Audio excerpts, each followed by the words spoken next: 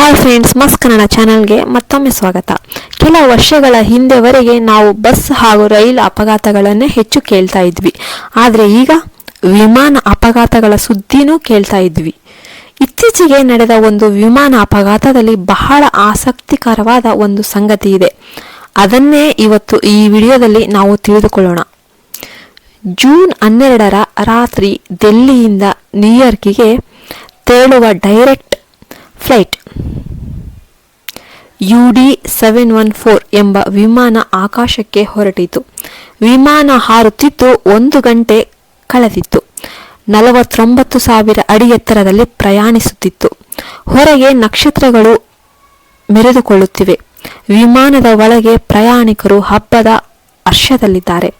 ಕೆಲವರು ಸಿನಿಮಾ ನೋಡುತ್ತಿದ್ದಾರೆ, ಇನ್ನೂ ಕೆಲವರು ನಿದ್ರಿಸುತ್ತಿದ್ದಾರೆ, ಇನ್ನು ಕೆಲವರು ಕಿಟಕಿಯಿಂದ ಕಾಣುವ ಮೋಡಗಳ ದೃಶ್ಯವನ್ನ ನೋಡಿ ಆನಂದಿಸುತ್ತಿದ್ದಾರೆ.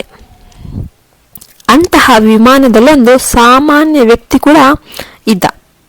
ಅವನು ಅಜಯ್ ಮಿಶ್ರಾ. 11A ಸೀಟಲ್ಲಿ ಕೂತಿದ್ದ ಭಾರತೀಯ ಯುವಕ. ಸಾಮಾನ್ಯ ಉಡುಪಿನಲ್ಲಿ ಶಾಂತವಾಗಿ ಯಾರಿಗೂ ಗಮನಿಸದಂತೆ ನಿಂತಿದ್ದ. ಎಲ್ಲರೂ ತಮ್ಮದೇ ಕೆಲಸದಲ್ಲಿ ಮುಳುಗಿದ್ದಾಗ ಆಕಸ್ಮಿಕವಾಗಿ ವಿಮಾನ ತೀವ್ರ ಕಂಪನ ಅನುಭವಿಸಿತು. ಒಳಗೆ ಬೆಳಕು ನಿಂತು ಹೋಯಿತು. ತಕ್ಷಣವೇ ಧೂಮಕಟ್ಟೆ ತುಂಬಿತು. ಪ್ರಯಾಣಿಕರಲ್ಲಿ ಭೀತಿ ಮೂಡಿತು. ಇಂಜಿನ್ನಿಂದ ವಿಚಿತ್ರ ಶಬ್ದಗಳು ಕೇಳಿಬಂದವು. ಎಲ್ಲೆಲ್ಲೂ ಗೊಂದಲ. ಪ್ರಯಾಣಿಕರು ದೇವರ ಹೆಸರನ್ನು ಜಪಿಸುತ್ತಾ ತಮ್ಮ ಸೀಟುಗಳನ್ನು ಬಿಗಿಯಾಗಿ ಹಿಡಿದುಕೊಂಡಿದ್ದರು. ಅಷ್ಟರಲ್ಲಿ ಪೈಲಟ್ ಮೈಕ್ ಮೂಲಕ ಘೋಷಣೆ ನೀಡಿದನು. ನಾನು ನಿಮ್ಮ ಕ್ಯಾಪ್ಟನ್ ಮಾತನಾಡುತ್ತಿದ್ದೇನೆ. ದಯವಿಟ್ಟು ಯಾರೂ ಗಾಬರಿಯಾಗಬೇಡಿ. ನಮ್ಮ ಹೈಡ್ರಾಲಿಕ್ ವ್ಯವಸ್ಥೆಯಲ್ಲಿ ತೀವ್ರ ತೊಂದರೆ ಉಂಟಾಗಿದೆ. ಅದನ್ನು ಸರಿಪಡಿಸಲು ನಾವು ಪ್ರಯತ್ನಿಸುತ್ತಿದ್ದೇವೆ. ಪೈಲಟ್ ಮತ್ತು ಕೋಪೈಲಟ್ ವ್ಯವಸ್ಥೆಯನ್ನ ಮರು ಪ್ರಾರಂಭಿಸಲು ಪ್ರಯತ್ನಿಸಿದರು.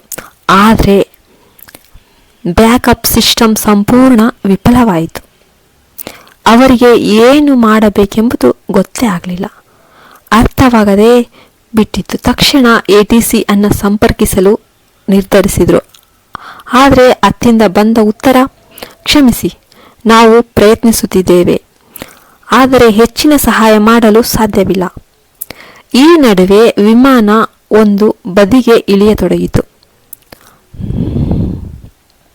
ಪ್ರಯಾಣಿಕರ ಮುಖದಲ್ಲಿ ಭೀತಿ, ರೋದನೆ, ಪ್ರಾರ್ಥನೆಗಳು ತುಂಬಿದವು. ಆಮೇಲೆ 11A ಸೀಟಿನಲ್ಲಿ ಕುಳಿತಿದ್ದ ಅಜಯ್ ಮಿಶ್ರಾ ಎದ್ದು ನಿಂತುಕೊಂಡ. ಅವನ ಮುಖದಲ್ಲಿ ಶಾಂತಿ, ನಿರ್ಗತಿಕತೆ. ನನಗೆ ಒಂದು ಅವಕಾಶ ಕೊಡಿ, ನಾನು ಈ ವಿಮಾನವನ್ನ ಉಳಿಸಬಹುದೆಂದು. ನೀವು ಇಂಜಿನಿಯರಾ? ಅಜಯ್ ನಿಶ್ಚಯದಿಂದ ಹೇಳಿದ. 18 ವರ್ಷಗಳಿಂದ ನಾನು ಇಂಡಿಯನ್ ಏರ್ಫೋರ್ಸ್ ಹಾಗೂ HCL ಏರೋನಾಟ್ಸ್ನಲ್ಲಿ ಕೆಲಸ ಮಾಡ್ತಾ ಇದ್ದೇನೆ. ನಾನು ಹೀಗೆ ಸಾವಿರಾರು ಸಿಸ್ಟಮ್ಗಳನ್ನ ಮರುಚಲನೆ ಮಾಡಿದ್ದೇನೆ. ದಯವಿಟ್ಟು ನನಗೆ ಪ್ರಯತ್ನಿಸಲು ಅವಕಾಶ ಮಾಡಿ. ಪೈಲಟ್ ಮೊದಲಿಗೆ ಸಂಶಯದಿಂದ ನೋಡಿದರೂ ಒಳಗೆ ಇರುವ 200ಕ್ಕೂ ಹೆಚ್ಚು ಪ್ರಾಣಗಳನ್ನ ಕಾಪಾಡಬೇಕೆಂಬ ಒಂದು ದೃಢ ನಿಶ್ಚಯದಿಂದ ಜವಾಬ್ದಾರಿಯಿಂದ ಅಜಯ್ಗೆ ಆ ಅವಕಾಶವನ್ನ ನೀಡಿದ. ನಿನ್ನ ಬಳಿ ಕೇವಲ 7 ನಿಮಿಷಗಳಿವೆ ಎಂದ. ಅಜಯ್ ಗಂಭೀರವಾಗಿ ಸರಿ ಎಂದ. ತಕ್ಷಣ ಕ್ಯಾಪ್ಟನ್ಗೆ ಪ್ರವೇಶ ನೀಡಿ ಕೆಲಸ ಆರಂಭಿಸಿದ. ರೆಡ್ ಅಲಾರಾಮ್ಗಳು, ವೈರ್ಗಳು, ಬೀಪ್ಗಳು. ಆದರೆ ಅಜಯ್ ಶಾಂತವಾಗಿ ಕಾರ್ಯ ನಿರ್ವಹಿಸಿದ. ಅವನು ತನ್ನ ಪರ್ಸನಲ್ ಟೂಲ್ ಕಿಟ್ ತೆಗೆದುಕೊಂಡು ಕೆಲ ವೈರ್ಗಳನ್ನು ಬದಲಾಯಿಸಿ ಮತ್ತೆ ಕನೆಕ್ಟ್ ಮಾಡುತ್ತಾ, ನಮ್ಮ ಸಿಸ್ಟಮ್ ಆಗಿ ಬರ್ತದೆ, ನಂಬಿ ಬನ್ನಿ ಎಂದ. ನಂತರ ಅಚ್ಚರಿಯಾಗಿ ಕೆಂಪು ಸಿಗ್ನಲ್ಗಳು ಹಸಿರು ಸಿಗ್ನಲ್ಗಳಿಗೆ ಬದಲಾದವು. ಸಿಸ್ಟಮ್ ಸ್ಥಿರವಾಗಿದೆ. ಪೈಲಟ್ ಹರ್ಷದಿಂದ ಘೋಷಿಸಿದ, ಈಗ ಎಲ್ಲವೂ ನಿಯಂತ್ರಣದಲ್ಲಿ ಇದೆ. ದಯವಿಟ್ಟು ಎಲ್ಲರೂ ಶಾಂತವಾಗಿರಿ. ಅಜಯ್ ತನ್ನ ಸೀಟಿಗೆ ಹಿಂದಿರುಗುತ್ತಿದ್ದಂತೆ ವಿಮಾನವೆಲ್ಲ ಚಪ್ಪಾಳೆಗಳಿಂದ ಘರ್ಜಿಸಿತು. ಪ್ರಯಾಣಿಕರು ನಿಂತು ಚಪ್ಪಾಳೆ ತಟ್ಟಿ, ಕಣ್ಣಲ್ಲಿ ನೀರು, ಮುಖದಲ್ಲಿ ನಗು. ಏರ್ ಹೋಸ್ಟೆಸ್ ಕಣ್ಣುಗಳಲ್ಲೂ ನಿಜವಾದ ಕೃತಜ್ಞತೆಯ ಅಶ್ರು. ತದನಂತರ ಮೊದಲಿಗೆ ಅಜಯ್ನನ್ನ ತಿರಸ್ಕರಿಸಿದ್ದ ಜಾಕ್, ಮಾರ್ಥಾ, ರಾಬರ್ಟ್ ಎಂಬ ಈ 3 ಅಮೆರಿಕನ್ಗಳು ಈಗ ತಲೆಬಾಗಿದರು. ಬ್ರದರ್ ಕ್ಷಮಿಸಿ, ನಾವು ತಪ್ಪು ಮಾಡಿದ್ದೇವೆ ಅಂದರು. ಅಜಯ್ ನಗುತ್ತಾ ಉತ್ತರಿಸಿದ, ಬಟ್ಟೆ ನೋಡಿ ಯಾರನ್ನೂ ಅಂದಾಜು ಮಾಡಬೇಡಿ.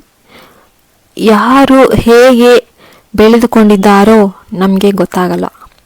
1 ಗಂಟೆಯ ಬಳಿಕ ವಿಮಾನ ನ್ಯೂಯಾರ್ಕ್ನಲ್ಲಿ ಸುರಕ್ಷಿತವಾಗಿ ಲ್ಯಾಂಡ್ ಆಯಿತು. ರನ್ವೇಯಲ್ಲಿ ಆಲ್ರೆಡಿ ರೆಸ್ಕ್ಯೂ ಟೀಮ್ ಮಾಧ್ಯಮಗಳು ಕಾಯ್ತಾ ಇದ್ವು. ಅಜಯ್ ಮಿಶ್ರಾ 217 ಜನರ ಜೀವ ಉಳಿಸಿದ ಭಾರತೀಯ ಇಂಜಿನಿಯರ್ ಅಮೆರಿಕದ ಭೂಮಿಯಲ್ಲಿ ನಿಜವಾದ ಹೀರೋ ಆಗಿ ಹೊರಹೊಮ್ಮಿದ. ಅವನನ್ನು ಬರಮಾಡಿಕೊಳ್ಳಲಾಯಿತು. ಅಜಯ್ ಜೇಬಿನಲ್ಲಿ ಇಟ್ಟಿದ್ದ ತನ್ನ ತಾಯಿಯ ಫೋಟೋ ತೆಗೆದು ನಗುತ್ತಾ ಮತ್ತೆ ಉಳಿಸಿಕೊಂಡ. ಹೀರೋ ಎಂದರೆ ದರಿದ್ರ ಬಟ್ಟೆ ಅವನು ಹಾಕಿದ ಉಡುಪಿನಿಂದ ಅಲ್ಲ, ಇತರರ ಜೀವ ಉಳಿಸಲು ತನ್ನ ಕೌಶಲ್ಯ ಬಳಸುವವನು. ಇದು ಆಕಾಶದಲ್ಲಿ ಜೀವದ ಹೋರಾಟ ನಡೆಸಿದ ಒಂದು ಭಾರತೀಯ ಹೀರೋನ ಕಥೆ. ನೀವು ಅಜಯ್ ಬಗ್ಗೆ ಏನು ಅನಿಸಿತು ಅಂತ ಕಮೆಂಟ್ ಮಾಡಿ.